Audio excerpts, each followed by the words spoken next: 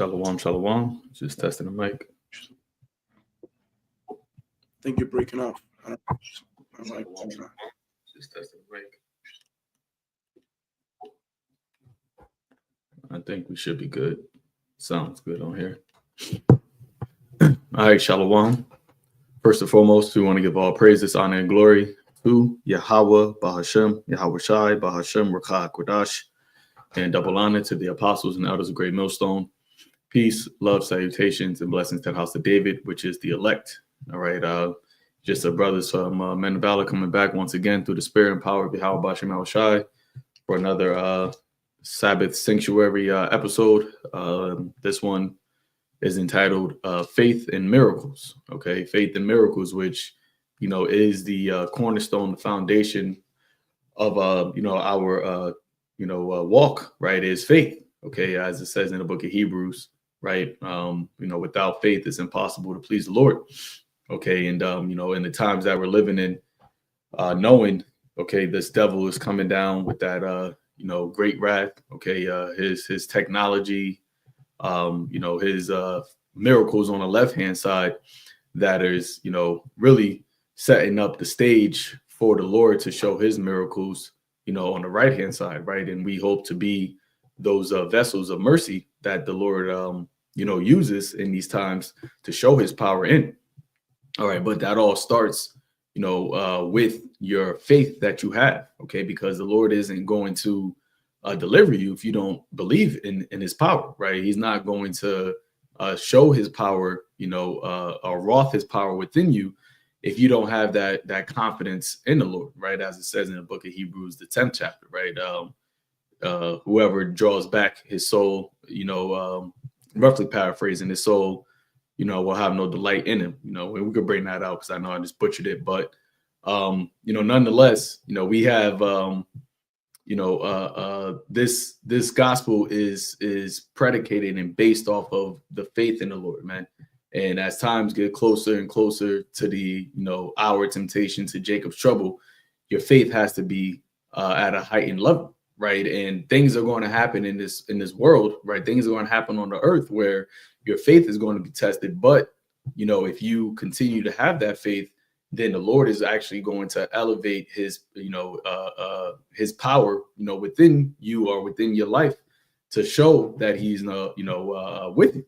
Okay, so, this isn't a time to be fearful, right? It's not a time to be afraid or timid, what this devil got planned, but rather to be excited, right? To be excited that, hey, we have this knowledge and this truth, and that, the Lord is about to, stretch out his hand that second time to deliver those that believe in him, so, whatever brothers got, you could just bring it out.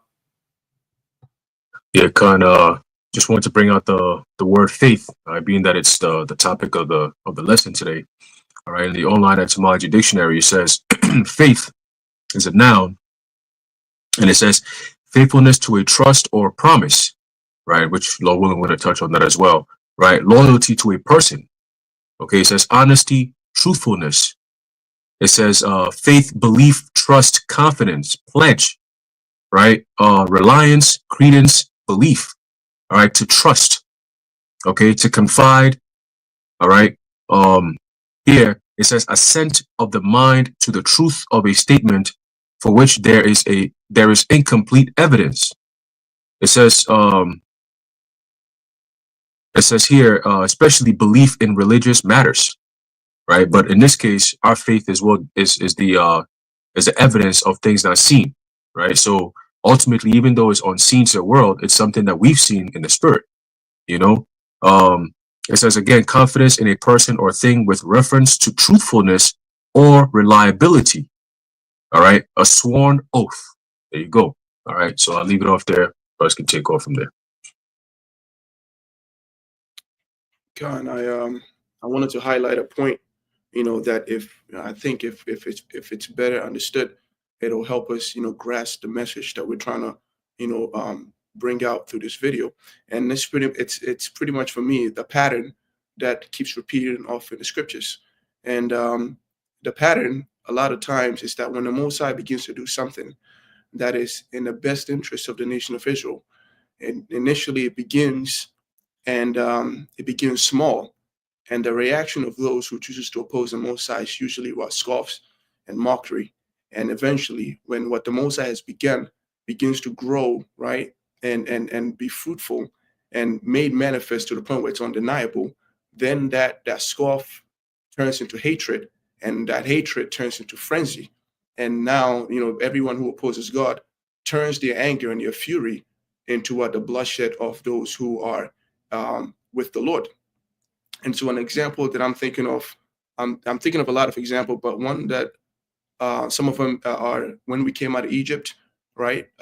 Initially, when Moses brought the message to Pharaoh, Pharaoh was scoffed, right? He would have his own wise men and magicians doing all these things, thinking that he's on par on the level of Yahawashi, and that he wasn't going to let the children of Israel go. But it wasn't until the Lord showed his power that he could not deny that the Lord wanted these people to leave. That's when he saw that this was a serious matter. He relents, but eventually he turns back. And like I said, mockery, frustration, frenzy, and he tries to kill the people of the Lord until the Lord, boom, steps in, stand and see the salvation of the Lord, and kills an entire army, and he dismantles kingdoms from that point on. Another example that I'm thinking of is during the ministry of Yahawashi. When Yahawashi was on the scene doing these works, people thought of it as it was nothing. It was just one man, a madman who was delusional, and he's just talking. It wasn't until eventually his work started to bear fruit. He started showing miracles. People started believing onto him, and then people got jealous of him. And they what mockery, frustrations, frenzy, they put him to death. And to the point where, the apostles had to hide. And the stages that I'm explaining right now is when the enemy becomes a madman, right, and he falls upon the children of God. Initially, it seems as though he is succeeding. That's why a lot of time great fear fall upon the men, like Elijah. He begins his work. It's no one believes in the Most High. He begins his work, calls down fire, and then what happens? Just when his work is about to bear fruit, they put a death threat on him and they want his head. So this pattern keeps repeating. And just like the apostles, when Yahawashi died, they thought the work that Yahawashi had done,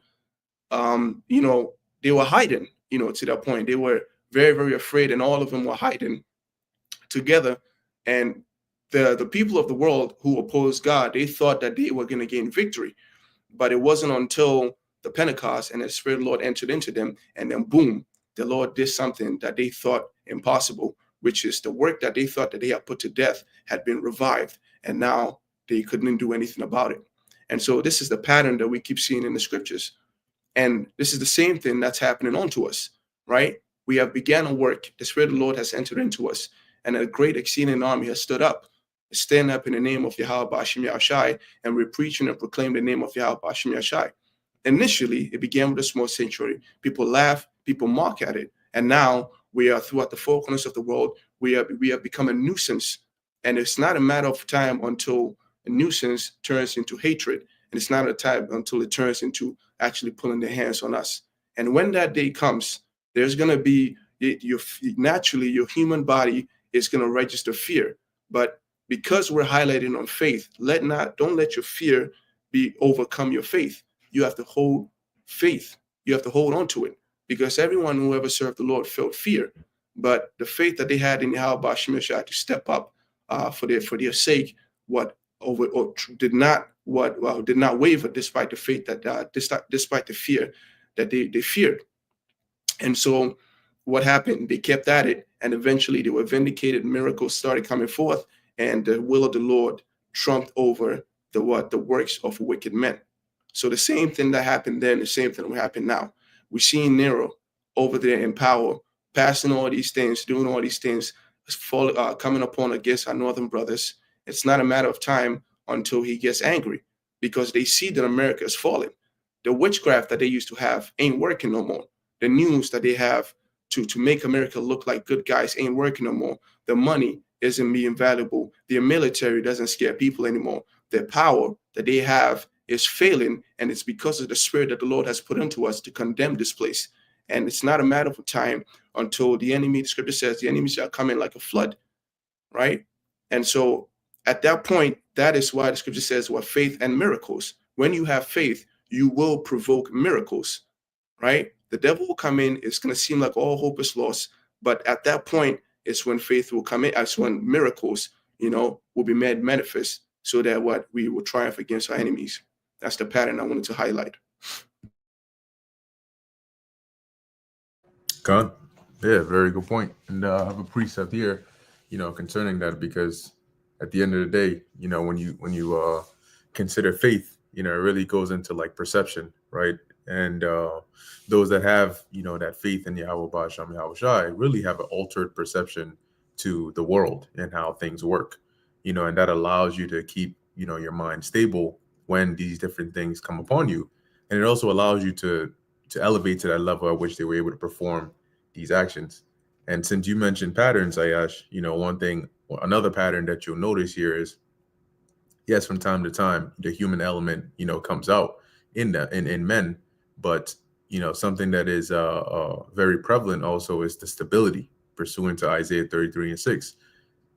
One person that comes to mind is Elisha, right? When you read about the acts of Elisha, seldom, if ever, do you read about him panicking or bugging out. And I'm talking about in the face of threats to his life, in the face of the death of like, who hears about somebody that you prophesied would have a child, they have the child and the child dies. And you hear about it and he doesn't bug out, he doesn't stress, he just literally says, sends his servant to go ahead of him, and he comes and takes care of business over there, right? So an example here to highlight that is 2 Kings chapter 6, verse 15. And when the servant of the man of God was risen early and gone forth, behold, an host compassed the city, both with horses and chariots. The man of God here being Elisha. His servant here was not Gehazi. This was after Gehazi was outed. And his servant said unto him, Alas, my master, how shall we do? Because he saw the armies and he was afraid. And once again, perception, right? And he answered, Fear not, for they that be with us are more than they that be with them. And Elisha prayed and said, Lord Yahawah, I pray thee, open his eyes that he may see. And the Lord Yahawah opened the eyes of the young man, and he saw. And behold, the mountain was full of horses and chariots of fire round about Elisha. And when they were come down to him, Elisha prayed unto the Lord and said, Smite this people, I pray thee, with blindness. And he smote them with blindness according to the word of Elisha. And that also makes me think of what Yahawashi said, right? About what you shall bound on earth shall be bound in heaven, and what basically having that authority, and that's something that understanding that by faith or through faith in Yahweh Ba'Shem Yahawashi, we have more power, than we even perceive. There are situations that you find yourself in, and the normal individual is through and through. Okay, but we actually have the option to say, yeah, I am so screwed right now. And then you remember, let me just pray. And all of a sudden, it's like you just overrode, the story, the timeline that says you're screwed. And now you have a chance. And you calm down instantly when you pray to the Lord. And it's almost like casting a righteous magic spell and just undoing the damage over there. And that's why the scriptures say faith is a gift, because this is a gift to us and not to everybody else. So I'm going to stop there. Anybody else? Go ahead. Yeah, I had a precept unless another brother had some. This is the book of Acts 4:13. And it reads, Now when they saw the boldness of Peter and John and perceived that they were unlearned and ignorant men, they marveled, and they took knowledge of them that they had been with Yahawashi. So they saw the boldness because when you read in the previous chapter and the verses leading up to this, there was a miracle done upon a man who was crippled, a beggar. And basically it was a big stir about this happening. And when you read it in the NLT, it kind of gives you a little more clarity. It says, the members of the council were amazed when they saw the boldness of Peter and John, for they could see that they were ordinary men with no special training in the scriptures. And is not that what they say about us? You know, they look at us and they say, you know, these are just regular men. These men are not, you know, you didn't go to seminary school. You didn't go to a college for this. You got to have letters. You got to have documents. You got to be, you know, they say that we're not scholarly enough.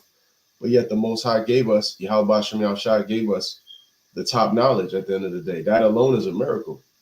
We already see the manifestation of a miracle every day we wake up and praise the Lord's name. Every time we praise the names Yahweh Shem Yahawashi, that's a miracle. Because people look at us as the lowest of the low.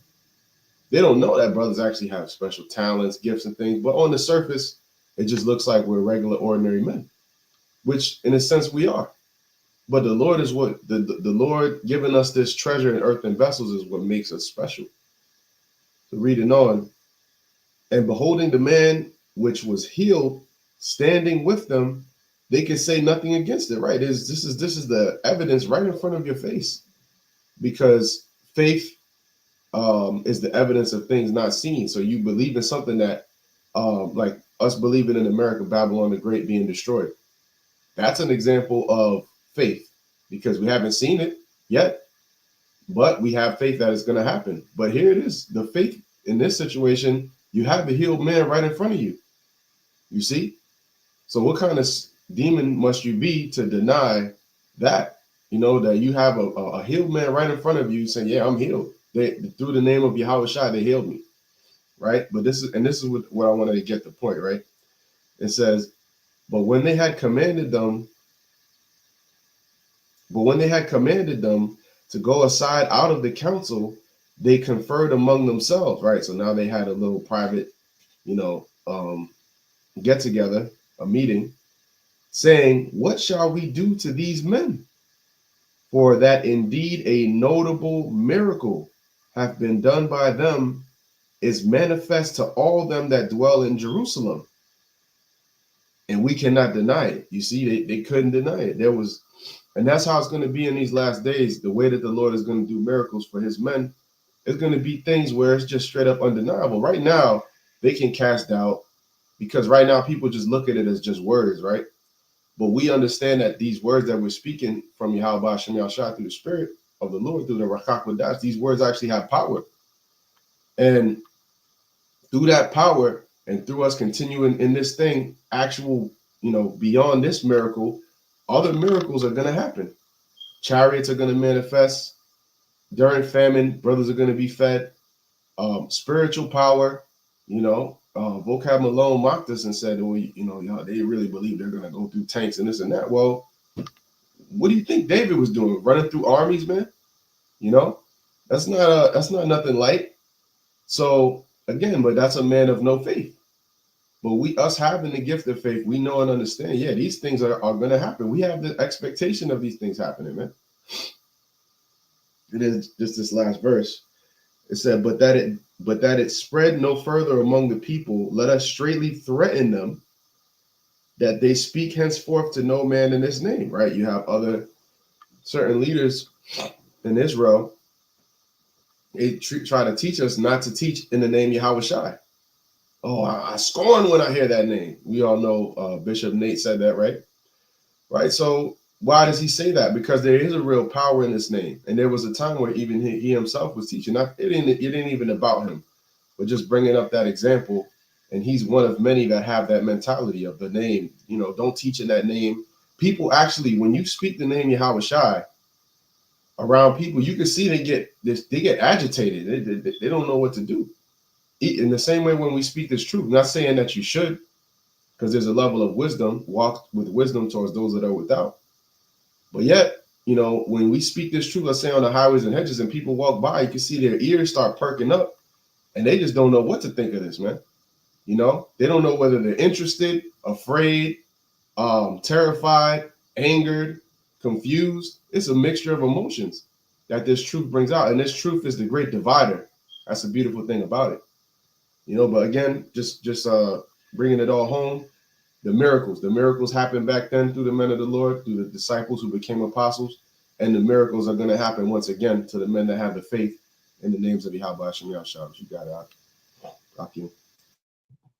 Hey, Khan, beautiful. I just wanted to add on to that, you know, because here in the book of Daniel, and we, are on the low level, or like in the position of Daniel, right? We're in a kingdom, right, that has authority over us that we're subjected to, right? But yet the Lord is still, with us, right? He's still dealing with us, right? He has revealed unto us, his secrets, right? He has imparted unto us his wisdom and knowledge, right? That pertaineth into these times that we're living in. Okay, and the fact that even Daniel, because when people think about miracles, right, and especially in this time period, in this age, a lot of times people praise the person that is doing the miracles rather than where the actual power comes from, right? That is why, even when it comes to Esau and his technology, right, he is being boasted and puffed up because everybody is praising him, as being some, such a great person. Okay, but when here reading the book of Daniel, the second chapter, starting at verse 23, right? It says, I thank thee, this is Daniel speaking, I thank thee and praise thee, O thou power of my fathers, who has given me wisdom and might, and has made known unto me what we desired of thee.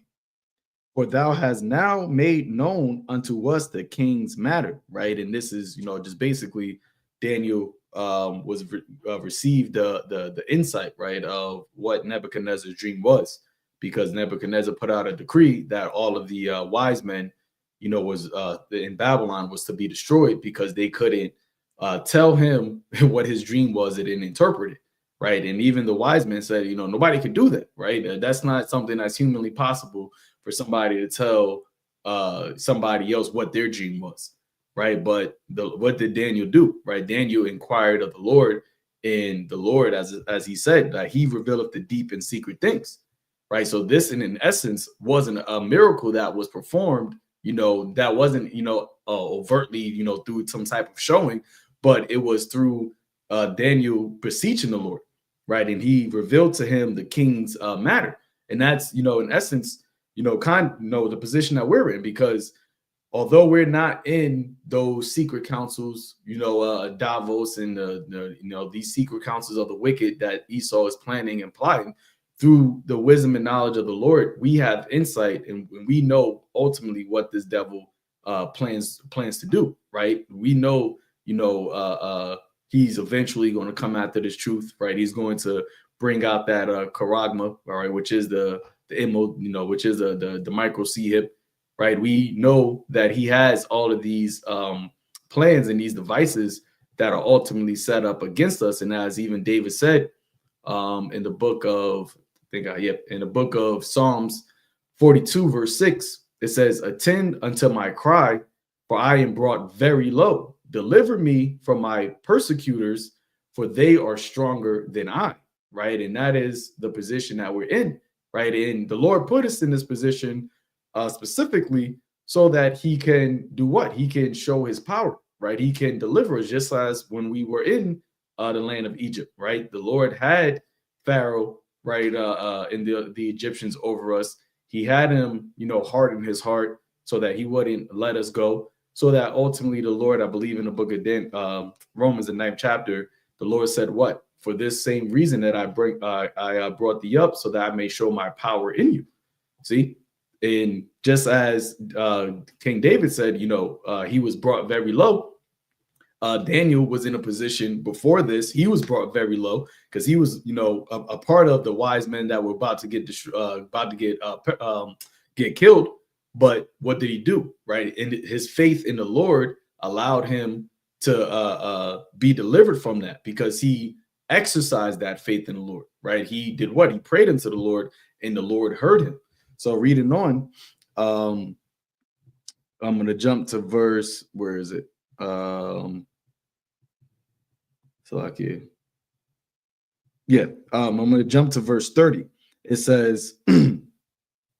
says, but as for me, this is again Daniel speaking, this secret is not revealed to me for any wisdom that I have more than any living, but for their sakes that shall make known the interpretation to the king, and that thou mightest know the thoughts of thine heart. So Daniel was basically saying that it's not because of any, anything of his own wisdom or his own greatness that he was able to get this understanding. It was ultimately, through the power of the Lord, right? And that is why miracles happen, right? Because it is to show the power of the Lord, okay? And that is what we have faith in, for the fact that we, are making our bodies a living sacrifice, the fact that we are out here, chanting down Babylon the Great. We're telling Esau in his own kingdom that he's about to get, put into captivity, that a Babylon the Great, America is going to be destroyed. While you over here have Trump, the president, right, the king of Babylon, saying, America is coming into the golden age, right? Anybody that is against America, they're enemies. They want to get rid of anybody. They say he's saying all these things that's puffing up and putting the pride in that patriotic American spirit. And while we are here talking about the Lord destroying Babylon, so we're putting ourselves, because of the faith that we have, in a very, very dangerous position, which really the Lord is doing that for the purpose of what? Showing his power, for the purpose of that divine intervention, right? So, because even the Lord did that with Daniel, right? Because Daniel, he didn't even know at first what the decree was. The guy came, I can't pronounce his name. I'm not even gonna try to pronounce it. I'm gonna let Haran deal with that one. What was the chapter verse? Daniel 2:24. Ariok. I think Ariok, yeah. Ariok, okay. There you go. Ariok. Yeah, he came, basically, and was about to put Daniel to death. And Daniel was like, whoa, what's going on here? Like, what's this matter about, right? And he told him, he's like, all right, you know what? I'm gonna, give the interpretation. Let me just go pray to the one and only true living God. And he did that, and the Lord answered him, and then, he was able to be delivered. So also, I'll just go to the next chapter, right? Daniel, the 3rd chapter, one of my favorite chapters that shows the faith that is necessary in order for the Lord to work miracles on your behalf, right? Even in the face of death, you got to still maintain your integrity and maintain your faith. That's why Yahawashi said that, right? That be thou faithful until death, and I shall give thee a crown of life. Okay. Daniel chapter 3, I'm just going to go straight to the point. Verse, let's start at verse 15.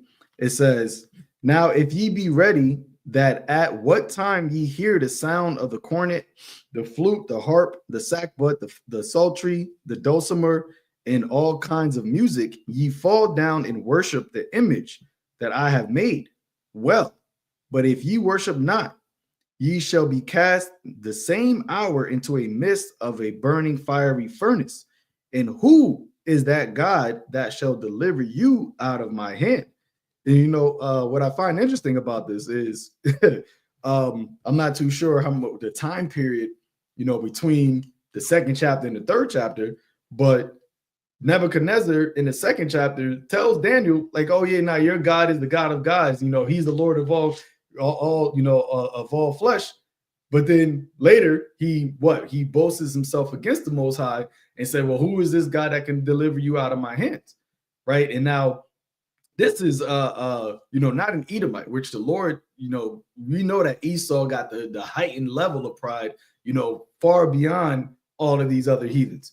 So Esau, he knows the history that is in these scriptures, right? He went and checked the tape, as they say, right? He did the archaeological digs, right? He has the actual events, certain type of relics and things like that showcases the events of the God of Abraham, Isaac, and Jacob.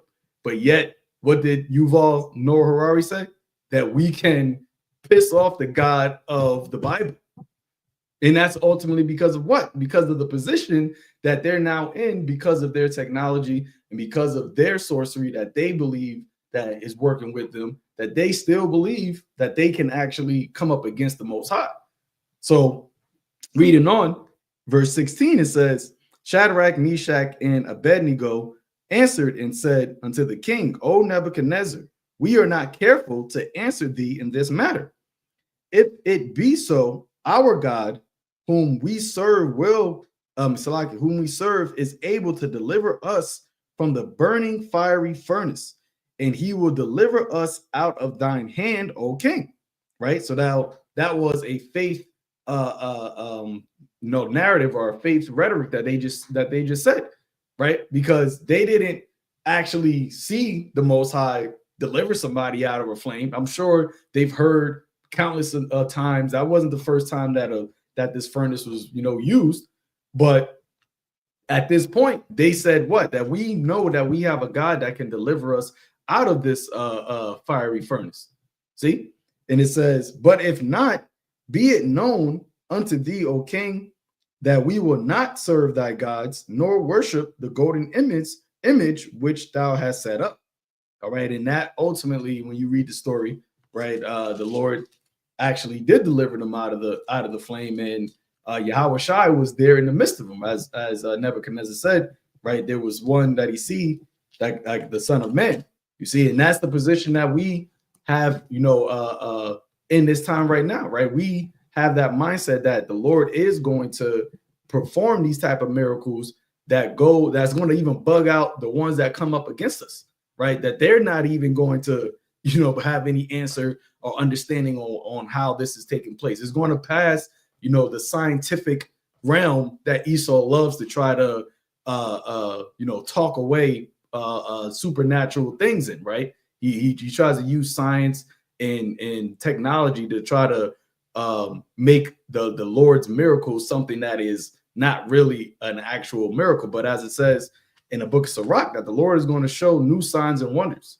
but I'll let another brother get it. God, I think even when you read the scriptures about the man that was troubled by like demons, and they will say, well, that's just epilepsy, we can treat that, we can do all these things. So they do some shit like that. They always trying to make it seem as though spirituality is mythical, right? I think even now, whenever they talk about the Bible, they use Christian myth. They start saying Christian myth, just like they'll say Greek mythology or anything like that. They start using that for the Bible now. So really, spirituality is dead to this place. And that's why the brother was saying, the only thing, it's a gift for you to have to believe in these miracles, because this man, if, he really can do a lot of things with his knowledge. I'm talking about I think I read an article where some dude got into a car accident. He almost got decapitated, and they put that back on, it blew everybody's mind, and they were able to do that. They could reverse blindness. They could take a heart from a dead person, put it in here, electrify that shit, makes it pumping and pump it back in you. I mean, all kinds of shit. And then, we know it's all witchcraft, but he presents it in a way that's not witchcraft. So, witchcraft is it's only certain people can do magic, but this time everybody can do it. So it's not magic. We'll teach you how to do it. And they use scientific words, big ass words that really it's fucking witchcraft. But niggas out here, they don't look up words. They just hear the words. Oh, that's a scientific word. No, man, that's some dumbass witchcraft words. I think last time they talked about the word Rite Aid on a drugstore. The word right literally means ritual. So why would you use that word? Why not just say healing aid? They use these things and it just makes it sound. They have a way of deceiving people, and having witchcraft right in your face, and then you look at it, oh, it's not that bad. It's not something that's just part of regular life, and then that's how far the Most High has allowed this devil to go. He has gone very, very far. And so the scripture was not kidding when he said he shall deceive the whole world. The things that he do now, if he did it back then, he would be a witch. They would call a magician, or but in today, we look at it like it's nothing.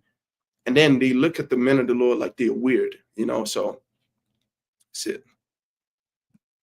Khan, I just wanted to add real quick, beautiful point you just made, and going to the scriptures. I think we might have been talking about it in one of our Bible studies, where if you've seen somebody that had demons on them and they were talking to themselves. You know, we see that out and about every day, especially, you know, you live in a big city like New York, you know, niggas is talking to themselves all day long, right? You know, looking back, seeing someone talking to another person over here, fighting the air, whatever. But in the scriptures, right, it would say what? Oh, he's tormented with demons, right? He's tormented. And when you actually look at somebody like that, like they look tormented, right? They look like their physical bodies are being like drained, and it's like a non-stop, just a inward fight that's going on within them. And what Esau does is prescribes them what they call drugs. Now, as you just mentioned, and we always talk about, when you go into the word pharmacy, right, and the word pharmakia, it means sorcery, right? It means sorcery. So he actually has made, which the pharmaceutical business is the #1 most lucrative business in the entire world, right? By far. So that means that witchcraft is the most lucrative business that Esau has throughout the whole entire world. And all he did was just change the name from witchcraft to pharmacy, but it's still the same thing. And that's why, you know, as our apostles and elders have taught us, when you go into words, right, it actually breaks down that veil, as the scripture says, the covering cast that this devil put upon the whole world. Because now, when you actually look at these drugs and these things, you see the side effects of them. Well, the side effects is just another demon that you're just putting on people. And that's all you're doing. You're just taking one demon and suppressing that demon by putting another demon on them. And then now you got a problem with this demon that's on you. So you need to take another sorcery to mitigate that demon. And then all of a sudden you find yourself taking 6, 7, 8 pills. And then now your whole body's just shutting down. You got too many demons inside of you. You know, but I just want to add that. Hey, Khan, that's beautiful points, man. Bringing it all home. The Lord Yahawashi. And if brothers don't got no points, maybe we could jump into the book of Hebrews, 11th chapter. All right. That's how they say? No, I was giving a thumbs up. Okay, Khan. All right. So this is the book of Hebrews, chapter 11, and verse 1. It says, now faith is the substance of things hoped for, the evidence of things not seen. For by it the elders obtained a good report. Through faith we understand that the worlds were framed by the word of the Most High, so that things which are seen were not made of things which do appear. By faith, Abel. So my bad. I just wanted to add real quick, right? It says by it, the elders obtain a good report, right? And that's the things that we read, you know, our righteous forefathers who we read about now, right? And when you actually look at it, we, Lord willing, are those, you know, if we're a part of that number, we're the elect in the kingdom. We're also going to obtain a good report because of the faith that we had in this time, in this last age, and in the end of this world, right? Where faith is going to be at its highest necessity, right? And I think we were talking about it before. This time that we're living in is a time where faith is needed the most, right? Because as we just said, how this devil went and deceived the whole world, right? They made the scriptures in people's mind as if it's some, you know, fairy tale book, or it's not really, you know, the events didn't really happen, things like that. Although the elites actually know it, but we've been so detached from our culture and our history. It is only by the faith that we have in Yahawah B'Shem Yahawashi, which is a gift that brought us back to this knowledge, but brought us back into this hope. Right. So if we, Lord willing, once again, you know, make it through that transitioning from this final exodus into the kingdom, we're going to have a good report that, oh, these are the men, right, in the few sisters that kept the faith in these last days, kept the faith against the beast and against his image and against his mark. As it says in Revelation, those that had the victory over the beast in his image and his mark. You know, if we're those people, we were already written about, right? John already saw us and he already wrote about us. That's why even Ezra said, then I commended them greatly who stood so stiffly for the name of the Lord. So we have obtained a good report, Lord willing, from the foundation of the earth. We're just, through our faith, playing it out right now. God, just wanted to add to that too.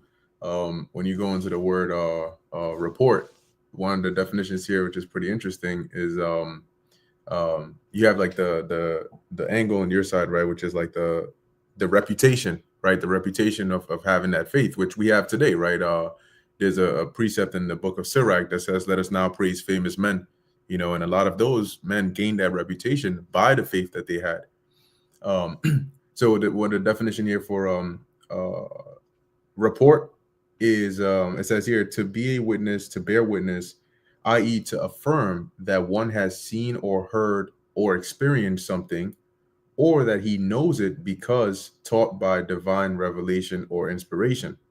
And what that made me think about too was that because the elders, like let's say for example, we take the apostles, right? In our time now, because they had faith, they were actually able to experience the or bear witness to some of the things that they then reported down to us, because those that didn't have the faith weren't able to gain that access, to be able to see Yahawashi for truly for who he was, to be able to walk with Yahawashi, and then have that have that report, right? Because there's a scripture where I think it's in the book of Peter, but he says we have not roughly paraphrasing, like our testimony is not that of like fables or something that we made up, but we have been eyewitnesses to the Lord's like miracles and X, Y, and Z. So likening that onto us, because of the faith we have, we actually have the privilege to experience and see the unknown, right? And see the inner workings of the Lord because we have that faith, So that's just another angle that I thought about it from on that verse.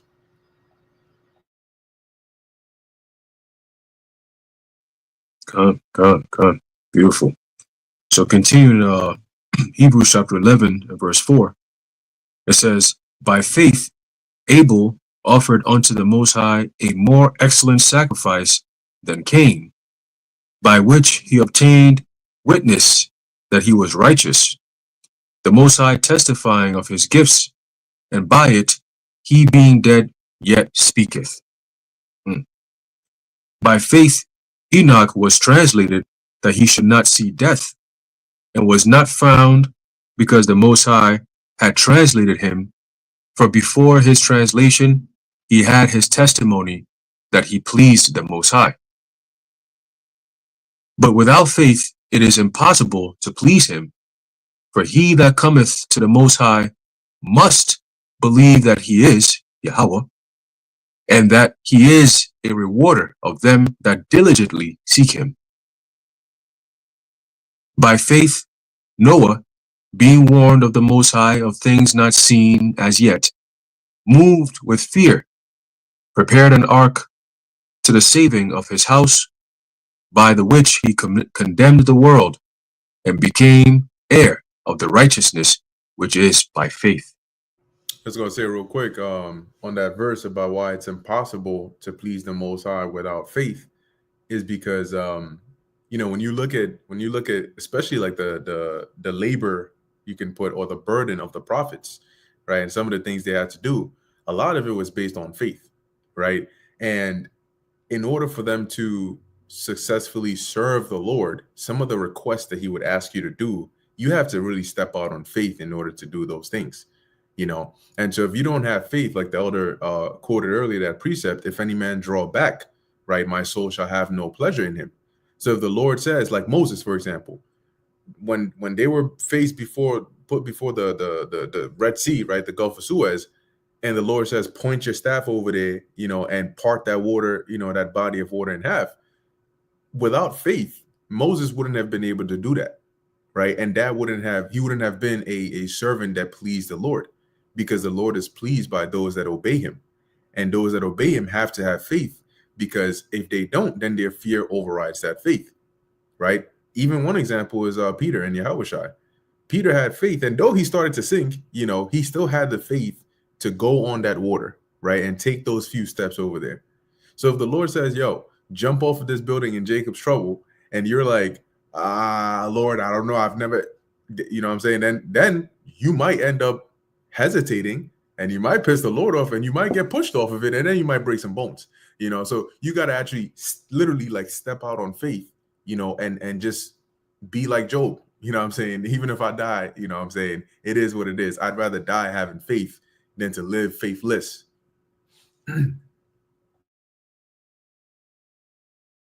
Yeah, I got a precept for you on the Moses point. This is the book of Exodus, chapter 12, verse 13. It said, Moses said unto the people, fear ye not, stand still and see the salvation of the Lord Yahweh, which he will show you today. For the Egyptians whom ye have seen today, ye shall see them no more. Right? The Lord Yahweh shall fight for you, and ye shall hold your peace. So like you were saying, you know, when you read that statement, it sounds as though like you really, really had faith. So before this, he had already done that. He just, yo, watch what's about to happen. And that's the point that you're bringing out here, the faith, you know.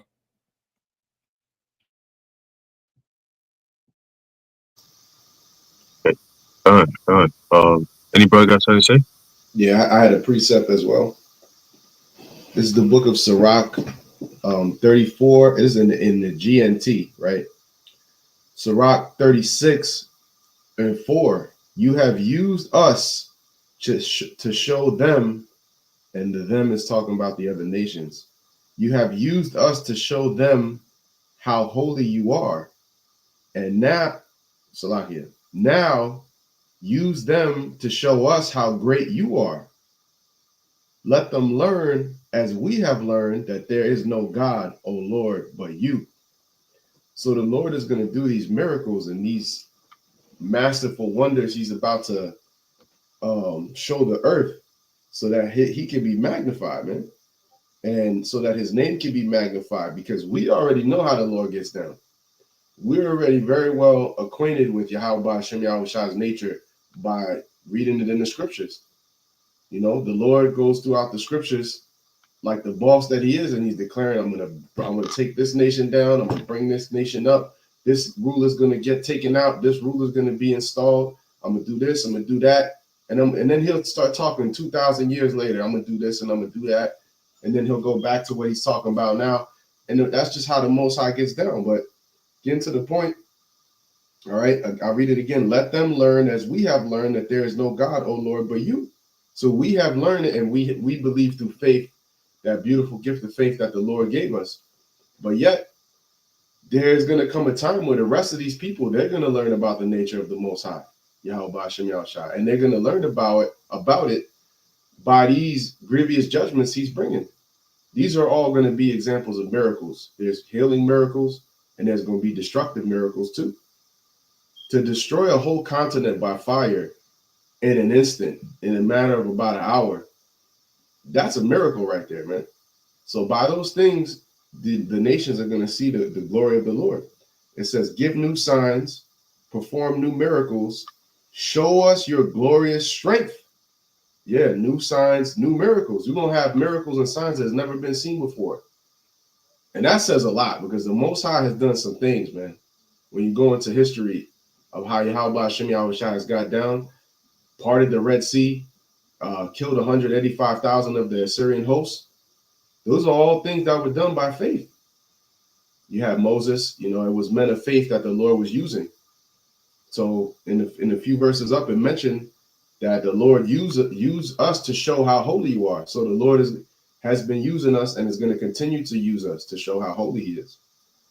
All right. In the time of Hezekiah, you had that example where they were in a dire position, and they had to, like the brother Bukhar just said, they had to step out on faith. There was that moment where it wasn't certain, man, we might just lose. We might just be taken down right now. But we got to step out on faith, trust in the Lord. And the Lord said he's going to defend this city for his servant David's sake. And I'm gonna just read this one more verse.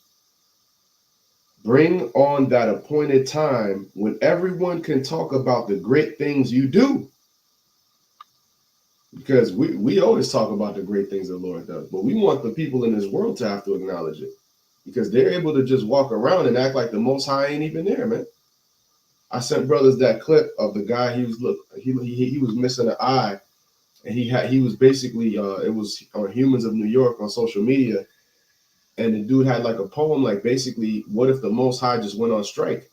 What if the Most High just pulled back all of the miracles that he does every single day to just make life possible? Think about it. The sun, that's a miracle. The sun, a giant ball of fire that comes in the sky and keeps us all warm and nourishes all life. That's a miracle in and of itself. The moon to give and dictate times, and then it turns red and turns different colors and shows different signs depending on what the Lord is about to do. These are all miraculous things. The wind, the water, different animals and herbs. This is all miraculous that this is even possible. So imagine if the Most High just for one moment said he's going to pull back. Everything will perish in an instant. So we want these people to acknowledge Yahawah Hashem Yahawashi. And the only way that's going to happen is through these judgments. I'm gonna just finish with this verse. It says, "Pour out your furious, flaming anger, and let none of our enemies survive. Destroy those who have oppressed your people. Crush all those enemy rulers who think they are the only people in the world who matter. And that's dealing with the elites, these other nations. They think that they're the only one. Like, look at Trump. Like whatever he says has to go, and if you ain't with it, then they're gonna bring death to you. But on the flip side, that's how Yahawah Hashem Yahawashi is gonna be. Gather the tribes of Israel together again and give them back their land as you gave it to them long ago. And that's the elect. The elect is being gathered up now, and they're gonna be gathered up when Yahawashi returns. All right, New Jerusalem. All right, but that's it. To you, Akim. God. Beautiful. So continuing back in Hebrews, the 11th chapter, verse 8, it says, "By faith, Abraham, when he was called to go out into a place which he should after receive for an inheritance, obeyed. And he went out, not knowing whither he went. By faith he sojourned in the land of promise, as in a strange country, dwelling in tabernacles with Isaac and Jacob, the heirs with him of the same promise. For he looked for a city which hath foundations, whose builder and maker is the Most High. Through faith also Sarah herself received strength to conceive seed, and was delivered of a child when she was past age, because she judged him faithful who had promised. Therefore sprang there even of one, and him as good as dead, so many as the stars of the sky in multitude, and as the sand which is by the seashore innumerable. These all died in faith." I was gonna say real quick, and the Hebrews 11th chapter is a very good and important chapter, and all these examples that we're going into and bringing out, the point is to boost up your faith and exhort you to remember these things, right? To keep you going in these times, because we're gonna see things that we've never seen before on the left hand, but also on the right hand side, right? The greater the trouble, the greater the deliverance. And so these things are to keep it into your mind to say, yo, I'm faced with X, Y, and Z, but heck, Moses went through this. Yahawashi went through this. This person went through this. The three holy children were about to be burned to death. And my situation is not that big of a deal compared to that, but they stood firm. So I can also stand firm. And it's like logical faith. 1 + 1 is 2. They stood firm and believed in the Lord in the face of danger, and the miracle happened. The Lord divine intervention happened, right? Well, if I'm in a position here and I do the same thing and I believe myself to be a servant of the Lord, then the Lord has to come through, especially because I put his name out there, right? And that's one thing that the Lord always values is his name. So the Lord's name is plastered everywhere. We've made sure that, everything we say, the Yahawah Hashem Yahawashi, you just try, the Lord gonna come through. So how does the Lord look saying, yeah, I said that you should put my name out there and something happens, but yeah, you know what I'm saying? I'm falling back. You almost force his hand to have to step in. So the point of this is to put it into your mind to say, hey, these things happened before, but we're gonna need to show an even greater level of faith now because we're not accustomed to living in a world of spirituality. The carnality is this high, the spirituality is this low. So you need to take an even bigger step now, having coming back to the Lord and coming back to this faith in these times that we are in. Hey, Con, I got a quick precept. The book of St. John, chapter 14, verse 29. So Yahawashi says, actually, I'm gonna start at 27. It says, peace I leave with you, my peace I give unto you, not as the world giveth, give I unto you. Let not your heart be troubled, neither let it be afraid. Right. And as it says in First John, that perfect love casteth out fear. Right. When you have that perfect love for Yahweh Bashem Yahawashi, then you're not going to be afraid or fearful of any of the obstacles or situations or trials that are in front of you, right? Even death, because we know that we serve a power that, has power over death, right? So reading on, it says, ye have heard how I said unto you, I go away and come again unto you. If ye loved me, ye would rejoice, because I said, I go unto the Father, for my Father is greater than I, right? And the fact that Yahawashi, is at the right hand of the Creator, okay, and we know that He came for, for His elect, and He's coming back to deliver His elect. We should be rejoicing in these times because we know that, as even said in 2nd Ezra, the 9th chapter, part of these signs have passed, right? Part of the things that the Lord said to look out for has happened or are happening. So that in itself is an indication that, okay, well, if some of these signs came to pass, then it only makes sense, right? It's only practical logic that the rest of these signs are going to come to pass. And then if the rest of these signs come to pass, well, then we have an expected end, right? Jeremiah 29:11. The Lord has given us an expected end. He didn't leave, this story as an open-ended or a to be continued. The to be continued is in the kingdom where we get salvation. But we know how this end of this age happens. That's why the disciples asked them, tell us what shall be at the end of the world, right? Verse 29, it says, and now I have told you before it comes to pass, that when it come to pass, ye might believe. See, so now even King David said it, right? I believe, therefore have I spoken, and I was greatly offended. So these things have taken place. The Lord said that these things were going to happen. That's why we can talk about, the demonization and the persecution without being afraid or without being so, mad that we're getting demonized or we're getting lied on, right? Because, nobody likes being lied on, right? If somebody you dealing with, like a coworker or somebody's lying on you, you're going to get upset. But we're dealing with the actual ruler of this age, ruler of this world. He's literally going to be lying on us, but we're not upset about it because we understand how that plays out. We understand how that ends.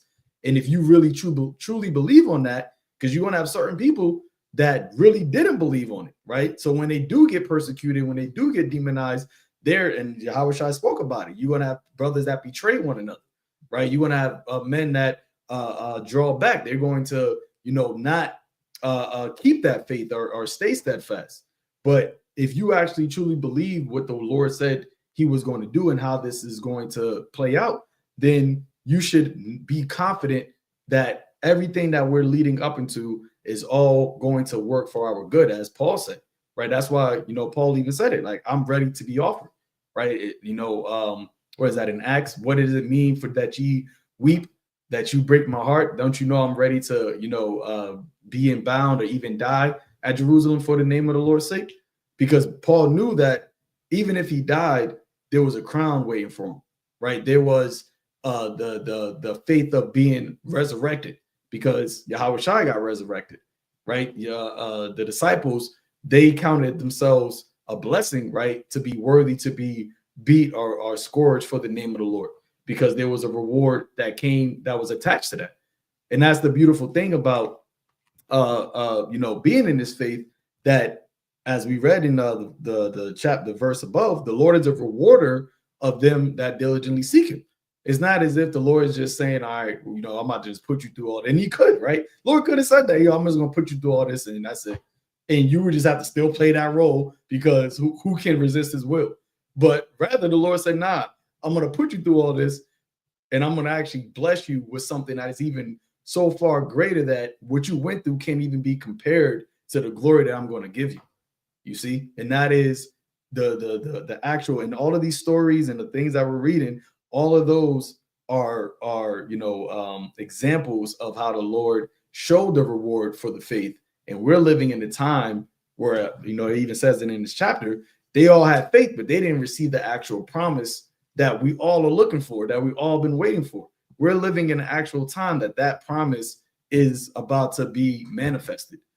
There's no, this is what we all been waiting for from the beginning, man. It's like if you play a sport, and from off season, you do all the training, then you go to training camp, you go through all, the 2 days, you go through all of the weeks of, the games, all the way up until this day that's coming up. It's like you've been waiting. It's funny because Super Bowl is coming up, but you've been waiting for this moment right here, right? And that's what you even see, and that's a corruptible crown, because you see even people, the players at the Super Bowl, they'll be emotional, they're crying. They're doing, they got a big ass 300-pound man over here crying about a fucking Lombardi trophy, right? So you could only imagine how much more for us, Lord willing, when we get those incorruptible crowns, man. The Lord gonna have to tell you, relax, it's okay. Like, nah. You can't even say you can't even say you don't understand, because you do understand, but it's gonna be something, man. And that's all because of the faith that we had. Hey, that faith, man, faith is definitely a confidence that only the elect have. Really, is a gift, but it's really confidence, because how can you believe in something that you haven't seen or heard? Like you just believe it. That's confidence. That's true definition of confidence. I confide in that promise. Like I believe it wholeheartedly. Like the Apostle Paul said, let every man be fully persuaded in his own mind. Right. So you have to be fully persuaded, as in I have faith in something that the world does not even think exists. Like when I mention it to somebody in the world, they look at me like I'm crazy. And that's also evidence that we're not from here. Like Yahawashi said, we're in this place, but we're in this world, but not of this world. You see, so our language, the way we speak, the way we see things, the way we understand things is completely different from the way the world sees things, because they lack that one virtue, that one commodity, which is the most important commodity, which is faith. And that's synonymous with what? Patience. All right. But I want to get a quick precept going back to the Zaquan, the point you made, backing up the point that the brother Bakar made, right? In the book of Matthew, chapter 10 and verse 19, it says, but when they deliver you up, take no thought how or what ye shall speak, for it shall be given you in that same hour what ye shall speak, right? And that's the faith. Again, we're believing that, okay, when we get there, we don't have to make any preparations, because it's going to be null and void. You might prepare for one question, they might hit you with another question that you never prepared for. Now what? Right? Now you're standing there looking like Fauci trying to argue the question. No, you already got cooked and it's over with, But if you keep your faith in the Lord, no matter what they say, you're not prepared. But every question they have, you have such a profound and adequate answer that they get confounded. Like, shit, I should have probably not asked that question, because then he's saying things that we probably wouldn't have, you know what I'm saying? So now they get confounded, looking at each other. Yo, what you got a question for me? Go ahead, and they get cooked, but it brings me back to this point. Zaquan, I brought I think you brought it out in the book of Daniel, the 2nd chapter, or is it the 3rd chapter, about Meshach, Shadrach, and Abednego, the 3rd chapter, right? And you read a verse where I believe it was when they gave the response to the king, right? He said, making it known unto thee. In other words, nigga, we're making it clear to you right now that we're not going to bow down to your gods or all that shit that you have set up. We're making it abundantly clear to you that we're not going to serve your shit. So whatever you're going to do, go ahead and do it. And guess what? Our power is going to deliver us from the snares that you've set up.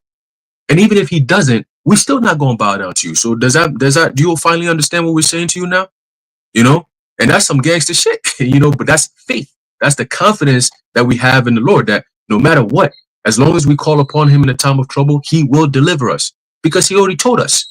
He already told us, and we've seen the evidence. We've seen the men of old and what they've been through when they exhibited the same amount of faith that we're exhibiting now. Shit, they went through worse things than some of the things that we go through, and their faith is what we look at and say, yo, you know what? Like Bakar said, yo, Elisha went through this, Ezekiel went through this, Isaiah went through this, Amos went through this, right?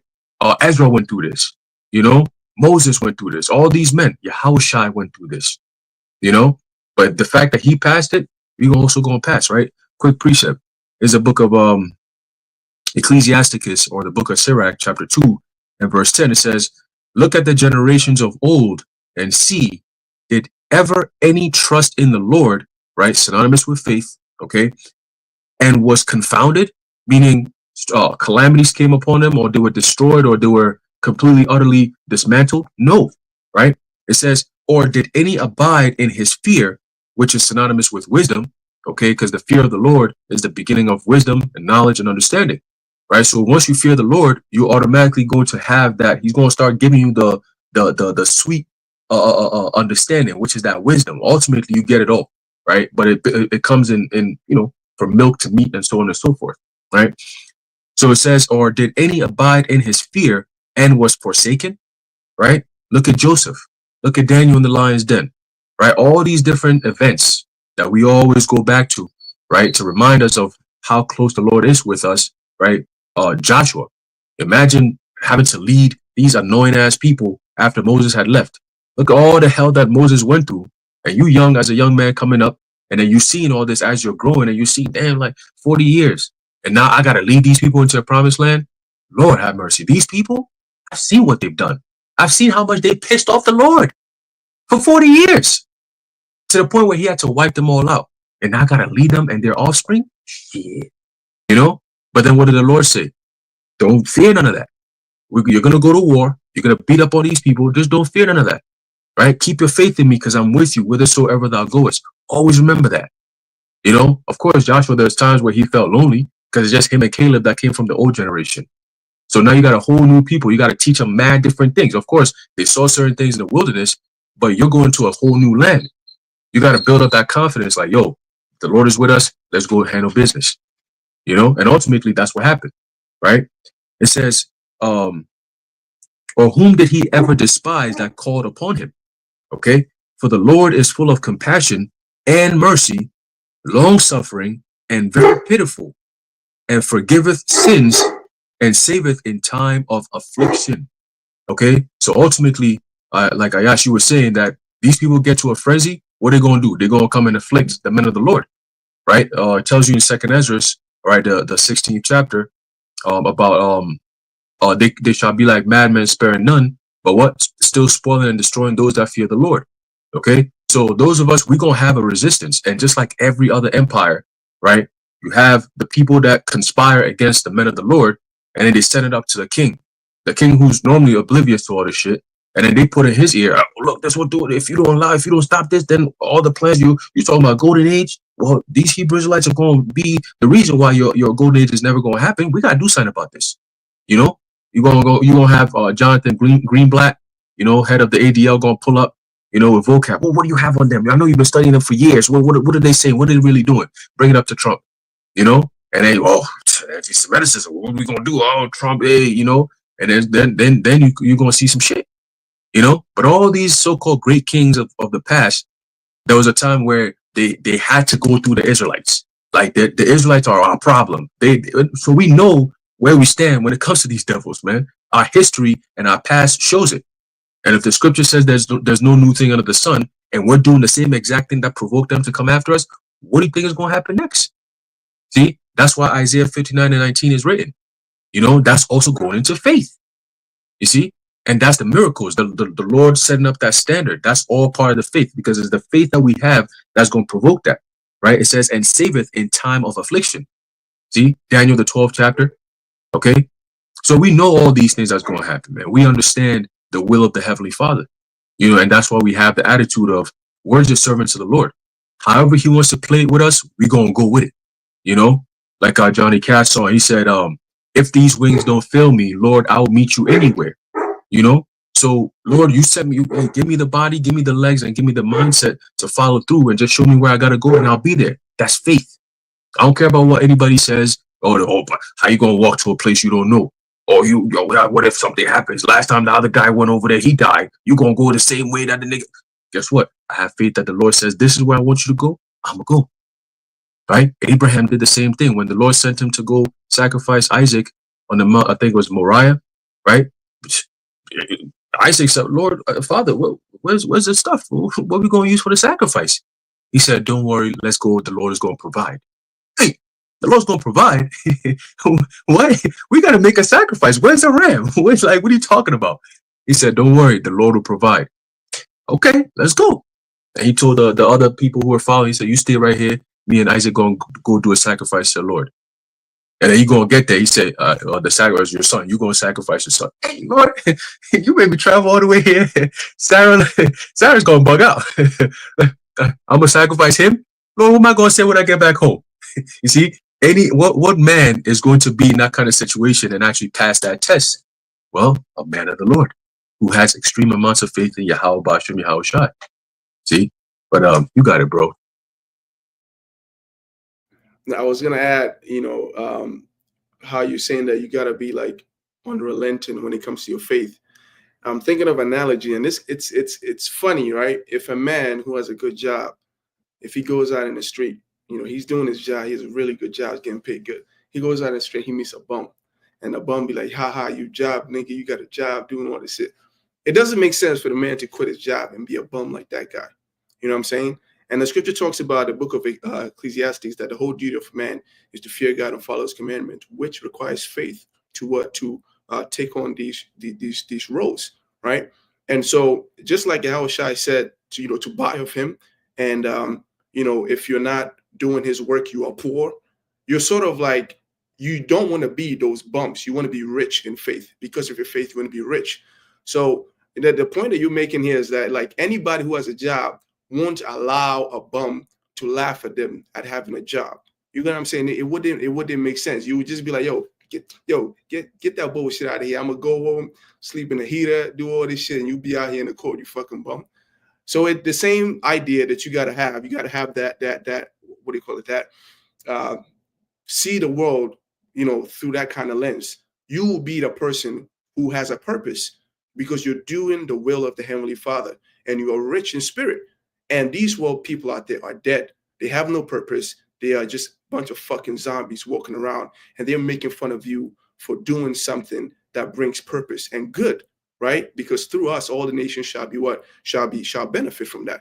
So it doesn't make sense for you to cast your faith just so you can be accepted of them and be part of them, So that's pretty much the analogy that pops in my head when you kept talking about, I don't care what they think. That's just it, Yeah, I got a quick precept of Wisdom of Solomon 3, verse 21. It says, start at 20, says, let us condemn him with a shameful death, for by his own sayings he shall be respected. Such things they did imagine and were deceived, for their own wickedness has blinded them. And that's the position of, the majority of this world that lacks faith, right? That were deceived, that are deceived by, the power of darkness, right, that Esau uses, right? Their own wickedness blinds them. I believe also in 2 Corinthians, the fourth chapter, Paul spoke about that, right? That the God of this world has blinded them so that the glorious light of the gospel of Yahawashi shouldn't shine upon them.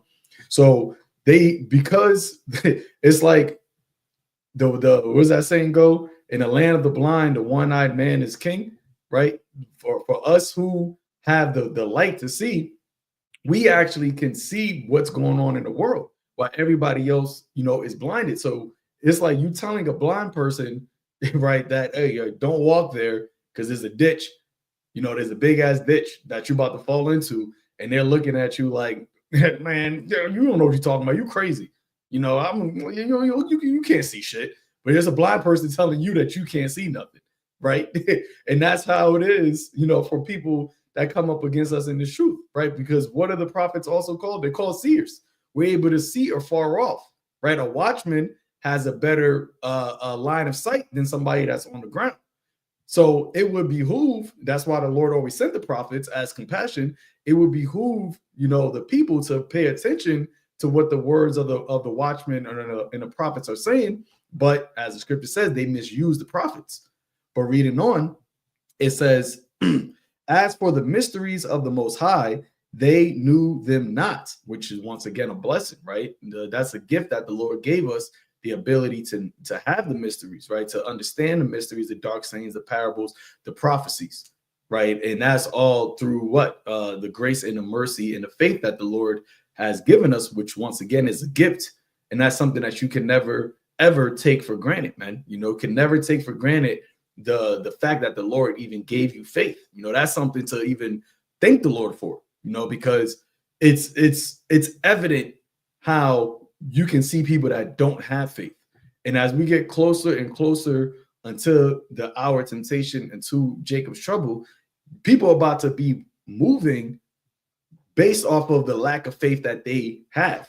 And then it's going to get to the point where the movements that you make are going to lead to your death. It's not going to just be, oh, okay, I did this and oh no, I can just correct that mistake. No, your moves are now going to be moves that are going to be very, very detrimental to your well-being and your safety and your health, right?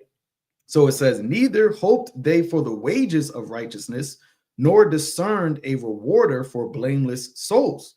See, Salakia, nor discerned a reward for blameless souls. So there is a reward for being, blameless, which the only way you can be blameless is to be what? Abiding in the body of Yahawashi, because that is the one that can present you faultless and blameless before the throne. But there's a reward for that, and if we got to go through a straight gate, we got to go through a trial and the mockery and all these things for that reward, then once again, so be it. That's a very, very light thing, that we have to, encounter and endure in order to receive that reward that the Lord has for us. But you got it. I want to say one last thing, which was, since you mentioned that, Haran, I've just been thinking about it, about especially with like the DJT in office, aka Nero, right? I wouldn't be surprised if one day, you see like you said, the what was that SPL, Southern Poverty Law Center, or ADL, or even vocab on there, whether he's the second you see him on there, because he has that spirit of Haman, of like being able to find a way to sneak his way up there. And, Trump seems like the guy who won't shy away from actually calling out the group or the term name for name, word for word, and just out there, straight up. He's like a straight shooter kind of thing, so I definitely wouldn't be surprised if at one point in the future you see this, when it comes time for their campaign against the anti-Semitism, to see this guy over there, giving his talks and all those things there. That's actually the spirit that you said that, because Trump actually he signed, or he's going to sign no, he already did it, because one guy that I follow, he applied for an application, but he basically, Trump made a program for alternative media to actually interview him instead of like regular media outlets at his at his speeches or whatever. Instead of it being like Fox News and the regular, mainstream media, he's allowing alternative media people to come and actually record, like, whatever the media got people do. But that also goes with questions as well. So they're allowed to ask him questions.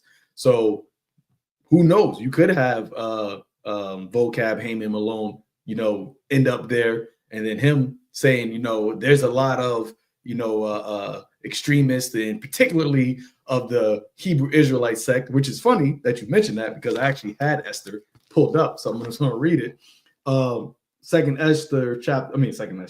Esther chapter 3, verse 8. And Haman said unto King Ahasuerus, there is a certain people scattered abroad and dispersed among the people and in all the provinces of thy kingdom, and their laws are diverse from all people. Neither keep they the king's laws, Therefore, it is not for the king's profit to suffer them. So, vocab could very well have that platform and be able to say something to that effect, that you got these individuals, you're talking about people that are hateful, talking about people that are against, the 48ers. Well, don't you know that there's a growing number of Hebrew Israelite cultists, right? The Hebrew Israelisms that are within America that is spreading is the fastest domestic, because remember, he brought out all these things, right? It's the fastest domestic religion that's growing within America. So, what do you plan to do about these people? What do you plan to do about this? Because it's a very dangerous sentiment that could potentially be out there, and that could, as you just said, lead to the way of another executive order that he signs, and that becomes now the demonization. Because once again, we've been talking about this, starting with the elders and apostles for decades. There's eventually comes a point where it's no longer a thing that we're talking about, right? Just like with any of the situations that the Lord has put the men of old in, they were forewarned of it. Just like how with Noah, he was forewarned of the destruction, but eventually that day came. Okay, so you have to be understanding that day is going to come. That has to be in your mind. And if you're not fully persuaded, and if you're not fully down for this truth, that doesn't mean the Lord going to say, okay, well, all right, you wasn't really with it, so I'm just going to just skip over you. No, you're still going to have to deal with it. But now you have to deal with it with the Lord not defending you, as he says in Revelation, the 3rd chapter, because you didn't keep the word of his patience at the most crucial point. Yeah, they just now this is going around where he said that the U.S. is gonna own the Gaza Strip, and a lot of people are like, oh shoot, and like once again, right, this is something that he just came in office less than a month, right, and then boom, boom, boom, and I said this before, that whole Operation Warp Speed that he said, it's really manifesting now that he's in there. He's moving very, very quickly. So I definitely wouldn't be surprised with the way he talks. If he gets asked a question like that about the Hebrew Israelism and so on, and I'll tell you this, we will not support and he might just say that, and anybody that is pushing that hate and anti stuff will be dealt with, and then just next thing you know, there's an executive order out. Because they did something similar in Georgia, right? They banned certain parts of the Bible. Was it Georgia? I think it was somewhere in the U.S., one of those states. Yeah. Hey, I got a quick precept here, tying into what the elder brought out. This is the additions to Esther, the 4th chapter. It says, and this is a very likely scenario that we could possibly see very soon, right? Because there's no new thing under the sun, right? Again, they're setting up for a so-called New World Order. But there's one thing or one people that are still standing in their way. Because I think, Zaquan, you mentioned it, how we're contrary to what they're saying, right? Here it is that Trump is preaching a golden age, right? A dawn of a new era, all this bullshit. And then here it is, we're telling them, well, the Most High is about to destroy you. This is it. You see all the shit that's going down? It's not an opportunity to rebuild. It's actually the declaration of your end. As is written, as is said and written, what the writing is on the wall, And I got you, Ayash. It says here, the copy of the letters was this: the great king Artaxerxes writeth these things to the princes and governors that are under him from India unto Ethiopia in 127 provinces. After that I became, so basically almost like an executive order, right? That's what Trump in modern day terms, right? It says, after that I became Lord over many nations and had dominion over the whole world, not lifted up with presumption of my authority, but carrying myself always with equity and mildness. I purpose to settle my subjects continually in a quiet life, and making my kingdom peaceable and open for passage to the utmost coasts, to renew peace, which is desired of all men. That's the same shit that Trump is pushing now. We're going to take over the Gaza Strip. We're going to bring peace. He's talking about we're going to send certain people to certain places and keep them there, maybe permanently, right? Is what he said. I heard that today, right? We're going to keep them there permanently, and it's going to be safe. It's going to be nice. We're going to have houses for them. I said, oh shit, this nigga talking about camps. Okay. So we're going to tackle that soon, right? It says, verse 3, Now, when I asked my counselors how this might be brought to pass, right? Like Zaquan, you said how now they're given access to alternative media, right? These are in the form of the counselors because they're going to give him counsel like, oh, well, these are certain things that we've noticed. What would you like? What can you do about it? And then that's an opening for vocab to come in and say, well, you said anti-Semitism is a problem in this country and it's running wild. Well, there's one way to combat it. These people are the real front, like the front and center people that push so-called anti-Sem views, right? So here we go. It says, now when I asked my counselors how this might be brought to pass, right, bring that so-called peace to the world, Haman, that excelled in wisdom among us and was approved for his constant goodwill and steadfast fidelity, and had the honor of the second place in the kingdom, declared unto us that in all nations throughout the world there were scattered a certain malicious people, right, that had laws contrary to all nations, and continually despised the commandments of kings, so as the uniting of our kingdoms honorably intended by us cannot go forward. So in other words, these Israelites are preaching something contrary to what we're saying here. Here it is. We're talking about bringing the world together under one order and all these different. These guys are saying, no, our king is going to come and destroy all this, and then he's going to take over and he's going to make us kings, and you're going to be subject to us. What? Who's saying this? The Hebrew one? Who? Let's find out. They call themselves the who? Let's find who the fuck. You know, and that's going back to what the fear that falls upon them. Because once that our names start coming up like that, and it's more like, okay, well, let's watch them. Let's start demonizing them. The demonization campaign, like you said, Car, right? Then we're gonna start seeing the Lord stepping in with those miracles, right?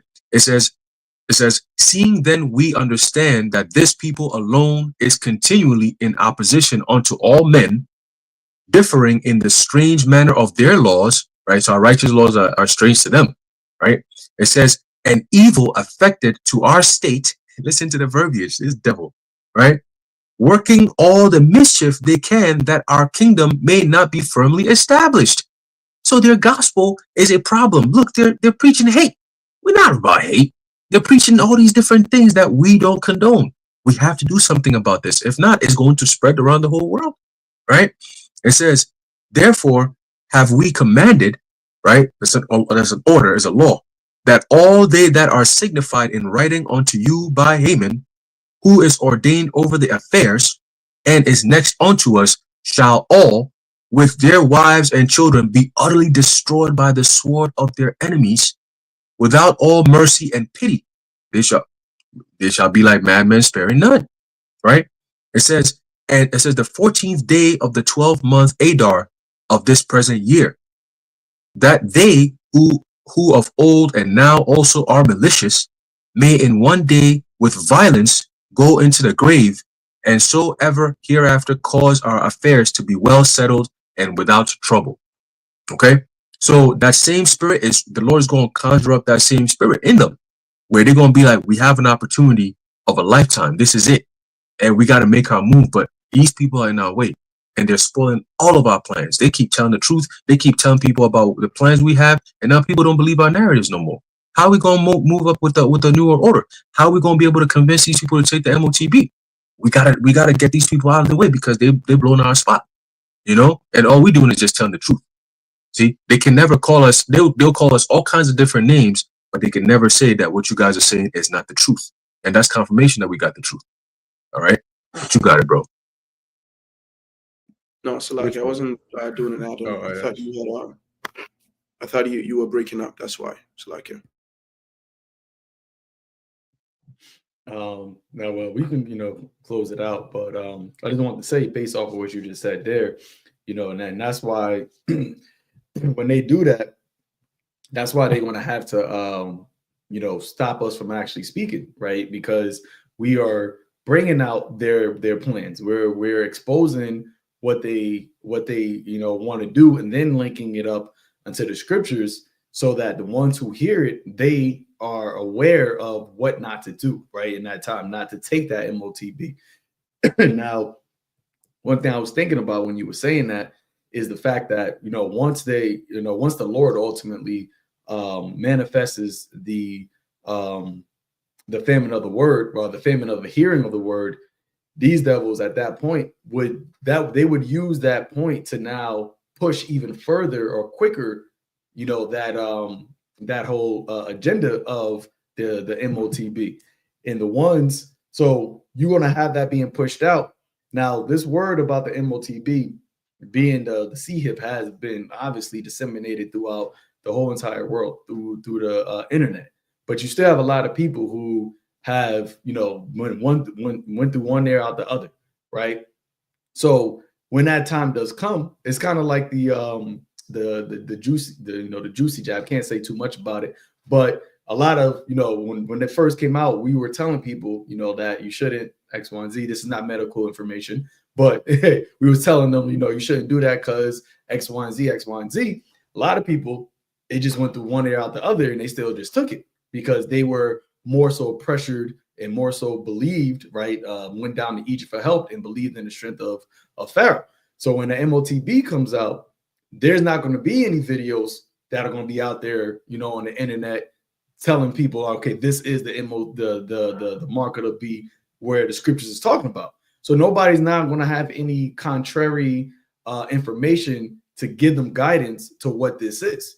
Only ones that's really going to know it are the ones that already do know it now, right? And then you're going to have certain people that may be around us, right, that may say, oh, you guys were talking about this. You said that this was this. I remember you said that. And that's how, the scriptures spoke about, like, then they should know that a prophet has been among you, right? Because it's going to be people that are among us that are going to be able to, that has, knowledge of who we are on a personal level, that's going to say, yo, you were talking about this and this was coming out, and what else information, what other information you got on it? And the Lord may have us be like, hey, we already said what it is. The information is already out there. Go to the sellers and buy. But it was just something I was just thinking about, and especially how JD Vance, he actually just tweeted that no, he didn't say warp speed, but I forgot exactly how he said it. But he basically said the quickness of how things are happening right now that people are seeing, because Bakar mentioned it. He said that's going to be the next 4 years, that things are going to be happening quick like this. And I believe Aharon might have mentioned it at camp the other day. I was watching a little bit of it, of how Alexander, he was moving with Kohler, right? That his feet didn't even touch the ground. It's like the Lord's bringing it all full back circle, because Alexander was, the first of the Edomites is to bring out the Edomite empire. And now the Lord willing, Trump is the last, and he moving in the same exact way. So, yeah, Lord willing, it is very quickly, Operation Warp Speed, these things happen. But, that's it for me. Good. God. Oh, all right. So, hey, we want to close it out with that. And, Lord willing, this was another edifying and formative Sabbath lesson. And Lord willing, it was, pleasing to the sight of Yahawashi. So with that, giving all praises, honor, and glory to Yahawah, Ba'ashem, Yahawashi, Ba'ashem, Rakah Kodash. So next time, shalom to the elect. Stay strong. Shalom. Shalom. God bless you. Shalom.